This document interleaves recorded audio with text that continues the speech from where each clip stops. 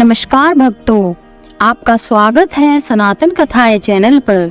आइए शुरू करते हैं एक आध्यात्मिक सफर जय श्री श्याम के साथ। जय माता दी। जो भी भक्त माँ दुर्गा के 9 दिनों तक व्रत रखते हैं और विधि के अनुसार पूजा करते हैं, उनकी हर परेशानियां दूर हो जाती हैं।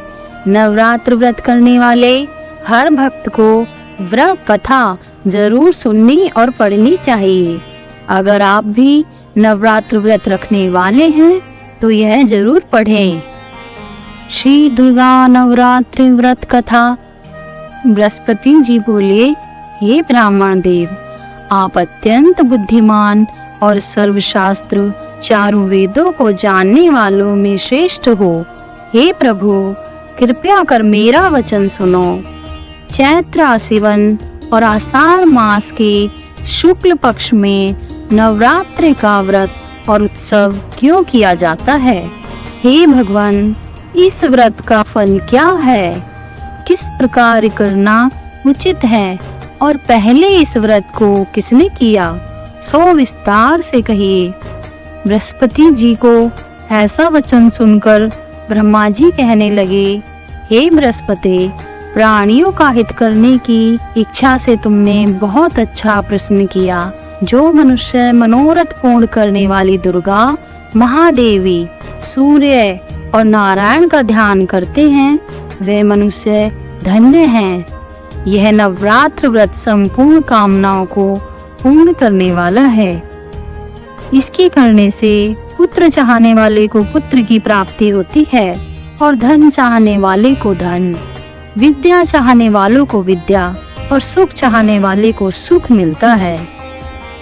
हे बृहस्पति, जिसने पहले इस व्रत को किया उसका पवित्र इतिहास मैं तुम्हें सुनाता हूँ, तुम सावधान होकर सुनो। ब्रह्मा जी बोले, पीठत नाम के मनोहर नगर में एक अनाथ नाम का ब्राह्मण रहता था। वह भगवती दुर्गा का भक्त था। उसके संपूर्ण सद्गुणों से युक्त सुमति नाम की एक अत्यंत सुंदर पुत्री उत्पन्न हुई। वह कन्या सुमति अपने पिता के घर बालकपन में अपनी सहेलियों के साथ क्रीड़ा करती हुई इस प्रकार बढ़ने लगी जैसे शुक्ल पक्ष में चंद्रमा की कला बढ़ती है। उसका पिता प्रतिदिन दुर्गा की पूजा और होम किया करता था। उस समय वह नियम से वहां उपस्थित होती थी। एक दिन वह सुमति अपनी सखियों के साथ खेलने लग गई और भगवती के पूजन में उपस्थित नहीं हुई। पिता को पुत्री की ऐसी असावधानी देखकर क्रोध आया और पुत्री से कहने लगा कि रे दुष्ट पुत्री, आज प्रभात से तुमने भगवती का पूजन नहीं किया। इस कारण मैं किसी कुष्ठी और दरिद्री मनुष्य के साथ तेरा विवाह करूंगा। इस प्रकार कुपित पिता के वचन को सुनकर सुमति को बड़ा दुख हुआ और पिता से कहने लगी, हे पिताश्री, मैं आपकी कन्या हूँ तथा मैं आपके सब तरह से अधीन हूँ। जैसी आपकी इच्छा हो वैसा ही करो, पर होगा वही जो मेरे भाग्य में लिखा है। मेरा इस पर पूर्ण विश्वास है। मनुष्य जाने कितने मनोरथों का चिंतन करता है, पर होता वही है जो भाग्य में विधाता ने लिखा है।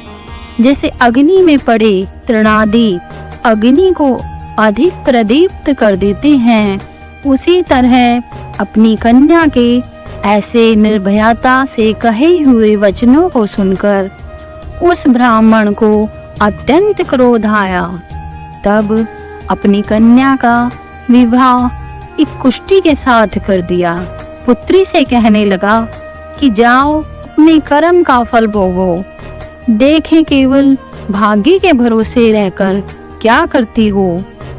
इस प्रकार से कहे हुए पिता के कटु वचनों को सुनकर सुमति मन में विचार करने लगी, ओहो, मेरा बड़ा दुर्भाग्य जिससे मुझे ऐसा पति मिला। इस तरह अपने दुखों को विचार करती हुई वह सुमति अपने पति के साथ वन में चली गई और उस भयानक वन में उसने वह रात बड़े कष्ट से व्यतीत की। उस बालिका की ऐसी दशा देखकर भगवती पूर्व पुण्य के प्रभाव से प्रकट होकर सुमति से कहने लगी कि हे दीन ब्राह्मणी, मैं तुम पर प्रसन्न हूँ। तुम जो चाहो वरदान मांग सकती हो। मैं प्रसन्न होने पर मनवांछित फल देने वाली हूँ। इस प्रकार भगवती दुर्गा का वचन सुनकर ब्रह्माणी कहने लगी कि आप कौन हैं जो मुझ पर प्रसन्न हुई और अपनी कृपया दृष्टि से मुझ दीन दासी को कृतार्थ करो। ब्रह्माणी का ऐसा वचन सुनकर देवी कहने लगी कि मैं आदि शक्ति हूँ और मैं ही ब्रह्म विद्या और सरस्वती हूँ। मैं प्रसन्न होने पर प्राणियों का दुख दूर कर उनको सुख प्रदान करती हूँ। हे ब्रह्माणी, मैं तुझ पर तेरे पूर्व जन्म के पुण्यों के प्रभाव से प्रसन्न हूँ। तुम पूर्व जन्म में निषाद भीम की स्त्री थी और अति पतिव्रता थी। एक दिन तेरे पति निषाद ने चोरी की।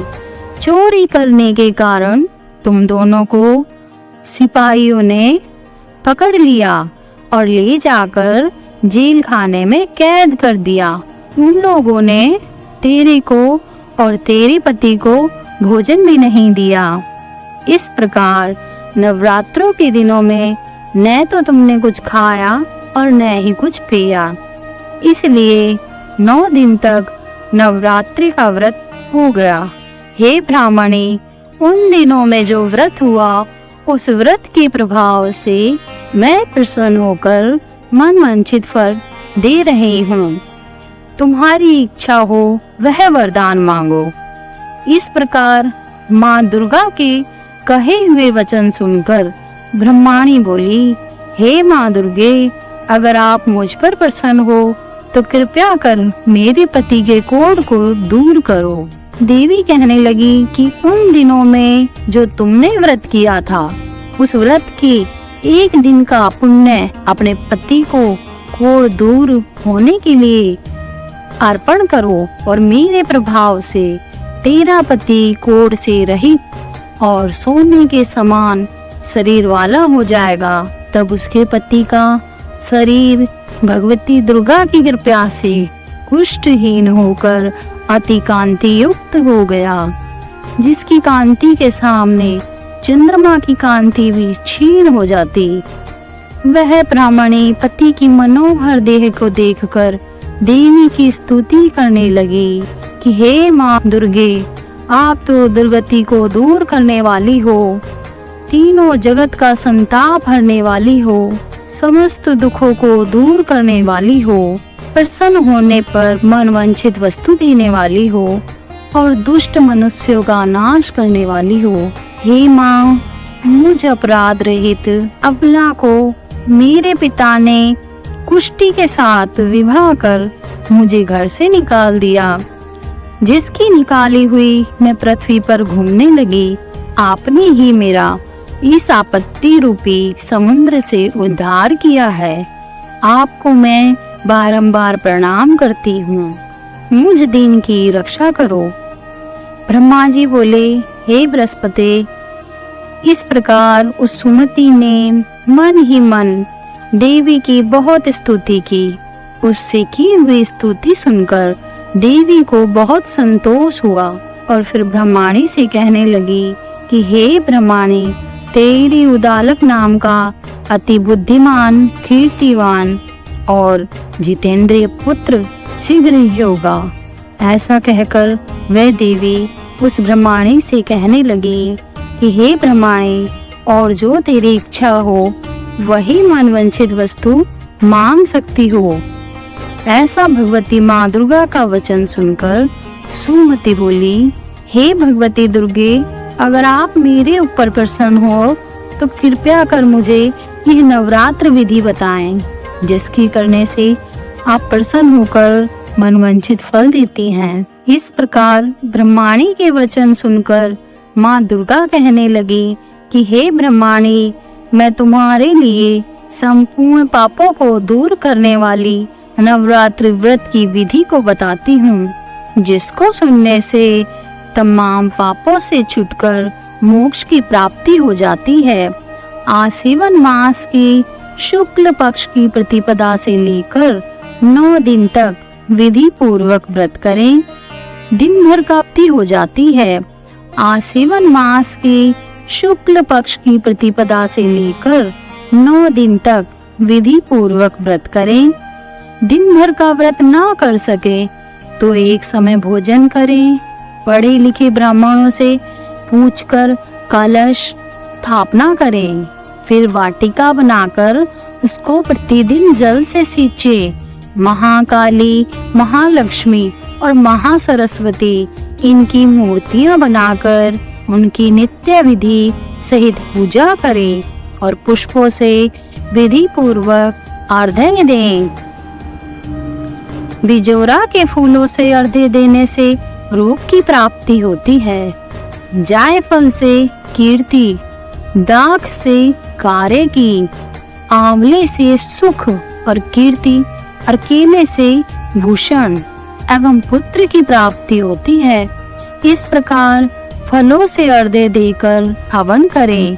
खांड, घी, गेहूं, शहद, जौ, तिल, बिल्व, नारियल, दाख, कदम इनसे हवन करें। गेहूं होम करने से लक्ष्मी की प्राप्ति होती है। जौ और तिल इनसे तथा फलों से होम करने से मनवांछित वस्तु की प्राप्ति होती है। व्रत करने वाला मनुष्य इस विधान से होम कर आचार्य को अत्यंत निर्ममता से प्रणाम करे और व्रत की सिद्धि के लिए उसे दक्षिणा दे। इन 9 दिनों में जो कुछ दान आदि किया जाता है उसका करोड़ों गुना पुण्य मिलता है। हे ब्राह्मणी, इन संपूर्ण कामनाओं को पूर्ण करने वाले उत्तम व्रत को तीर्थ, मंदिर अथवा घर में विधि के अनुसार करें। ब्रह्मा जी बोले, हे बृहस्पति, इस प्रकार ब्रह्माणी तो व्रत की विधि और फल बताकर देवी अंतर्ध्यान हो गई। इस व्रत में उपवास या फलाहार आदि का कोई विशेष नियम नहीं है। प्रातःकाल उठकर स्नान करके मंदिर में जाकर या घर पर ही नवरात्रों में दुर्गा जी का ध्यान कर यह कथा पढ़नी चाहिए। कन्याओं के लिए यह व्रत विशेष फलदायक है। श्री जगदम्बा की कृपा से सब विघ्न दूर हो जाते हैं। अब आइए आरती के माध्यम से हम अपनी श्रद्धा की अभिव्यक्ति करते हैं और ईश्वर की कृपा और आशीर्वाद का आग्रह करते हैं। जय माता दी।